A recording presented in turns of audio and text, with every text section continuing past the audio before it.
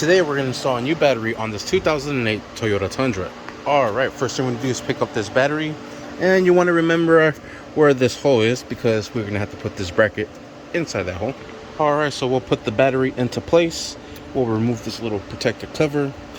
Next, let's come around and put this bracket down into place here.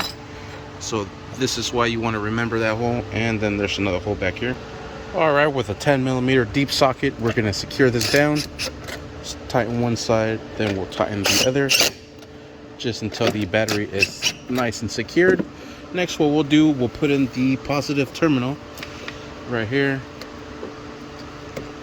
Bring that over, secure it down with a 10mm wrench. And we'll secure this down. Next, we'll connect the negative terminal. And same thing, let's secure this down and just make sure it's nice and tight. Perfect. Nothing is moving, everything is solid, and we're ready to fire it up. On these Toyotas, once you remove the battery or replace it, they always turn off the first time. Let's see if it turns off. Oh, it actually stayed on. But sometimes they'll turn off and you just have to crank it again and it'll fire right back up. Sweet, and everything is working. No lights on the dash, and we're good to go.